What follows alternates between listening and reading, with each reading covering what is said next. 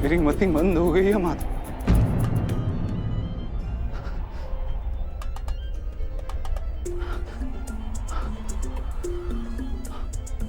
मेरे अंग अंग कांप रहे हैं।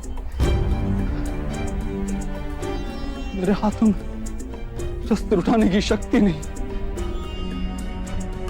मेरा गांडीव मेरे हाथों से फिसला जा रहा है माधव।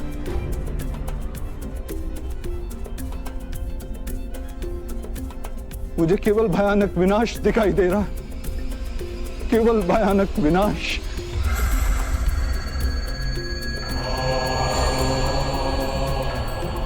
क्यों? किस हेतु माधव? किस हेतु? अपमान की पीड़ा, अन्याय का विचार या प्रतिशोध का संकल्प, ऐसा कोई कारण नहीं है मेरे पास। कोई भी कारण नहीं है माधव कि मैं इतने बड़े विध्वंस का स्वीकार कर सकूं। नहीं। विध्वंस ही नव निर्माण का कारण है पार्थ।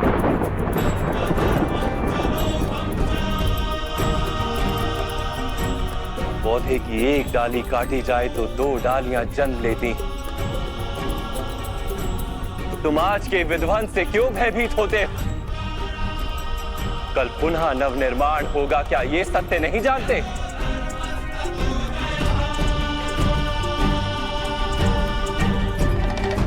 भयम अस्मगम पार्थ ने तत्वयूपपद्यते। ये नपुंसकता तुम्हें शोभा नहीं देती। युद्ध करना तुम्हारा कर्तव्य है पार्थ। शस्त्र उठाओ।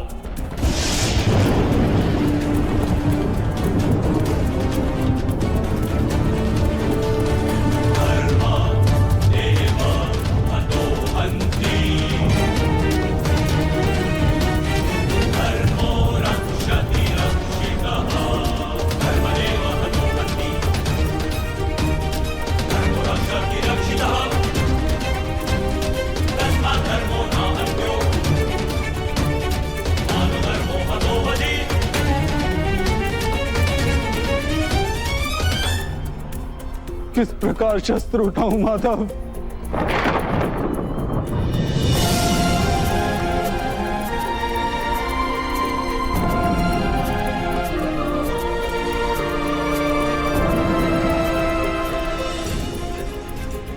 जिनकी सेवा करना जीवन का परम सौभाग्य माना गया,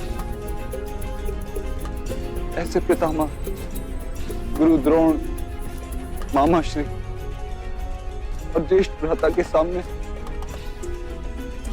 शस्त्र उठाने का साहस नहीं है मेरे अंतर में माता। उनका वध करके यदि मुझे स्वर्ग का राज्य भी प्राप्त हो जाए तो व्यर्थ है माता, व्यर्थ।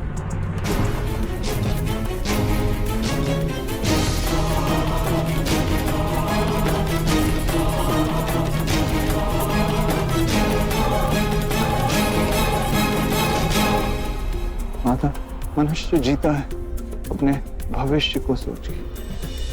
मैं इन सैनिकों को भी देखता हूँ माता, इन लाखों सैनिकों को देखता हूँ। मुझे ध्यान आता है कि युद्ध के उपरांत लाखों स्त्रियों विधवा हों, लाखों बच्चे अनाथ होंगे। कल जब समाज के नियम टूटेंगे तो परंपरा का शिक्षण देने वाला कोई नहीं है। वेदों का ज्ञान लुप्त हो जाएगा माता, गुरुकुल नष्ट हो जाएगा, आर्यवर्त की सुरक्षा नष्ट हो जाएगी, सब नष्ट हो जाएगा माधव, सब नष्ट हो जाएगा।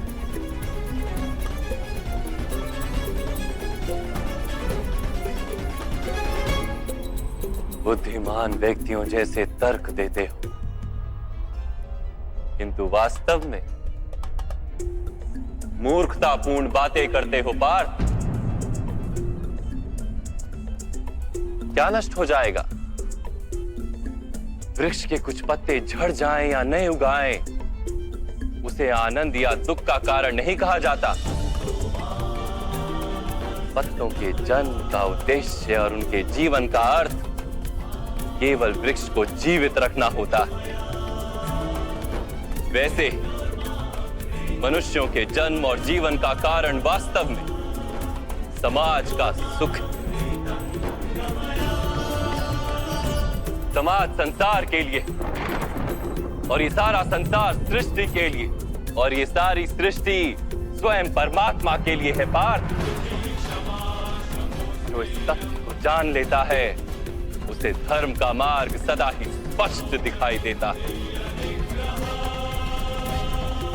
हाँ पार्थ, इस युद्ध में विध्वंस होगा, अवश्य होगा।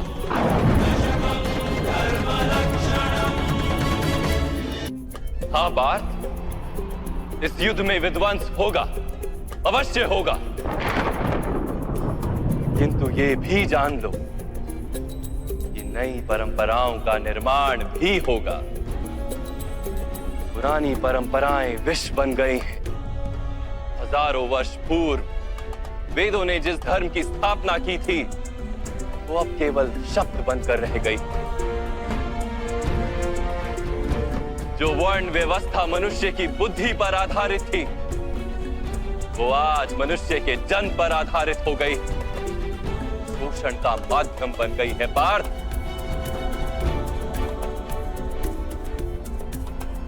पुरानी व्यवस्थाएं टूटेंगी, नई व्यवस्था का जन्म होगा। पुराना धर्म नया रूप लेकर प्रकट होगा। जिस प्रकार वर्षा ऋतु से पूर्व बादलों से छाया आकाश भी मैला दिखाई देता है और धूल से घिरी मिट्टी भी मैली दिखाई देती, वैसी ही स्थिति है आज। और वर्षा के पश्चात आकाश और पृथ्वी धुलकर स्वच्छ हो जाते हैं। वैसे इस युद्ध के पश्चात समाज और संसार धुलकर स्वच्छ हो जाएंगे पार्थ।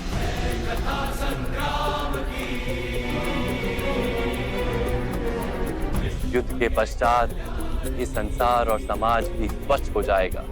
इसलिए मोह का त्याग करो पार्थ। समग्र संसार के लाभ का विचार करो। शस्त्र उठाओ और युद्ध करो। शस्त्र उठाओ और युद्ध करो। शस्त्र उठाओ और युद्ध करो।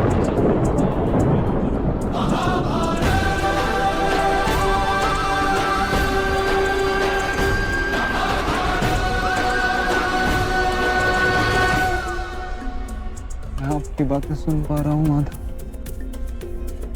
परंतु उनका अर्थ मेरे हृदय तक पहुंच ही नहीं रहा।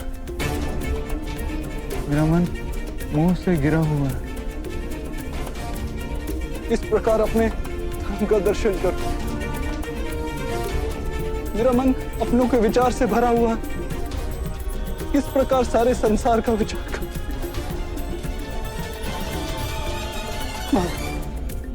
आपने कहा था कि आप मेरे रथ को उचित दिशा में ले चलेंगे।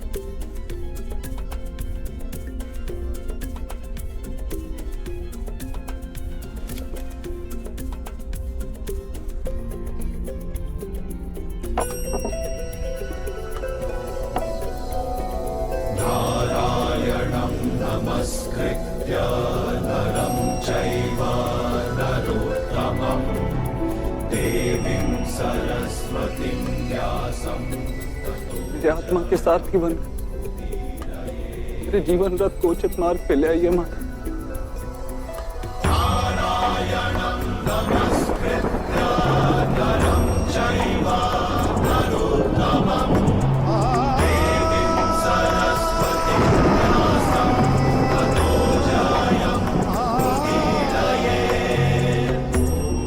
ऐसा क्या जानने से मैं अपनी निर्बलता का त्याग कर पाऊंगा?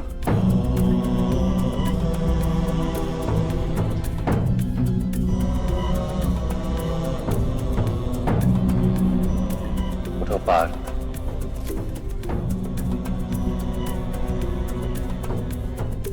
सुनो पार्थ, जीवन का रहस्य जान। संसार के वास्तविक रूप को समझो।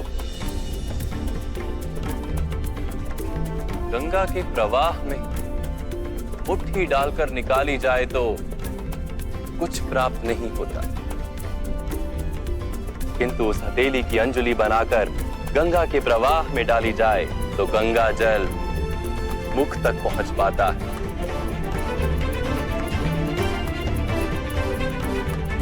विचार करो पार्थ, अहंकार की मुट्ठी बांधी है या समर्पण की अंजलि बनाई है तुमने?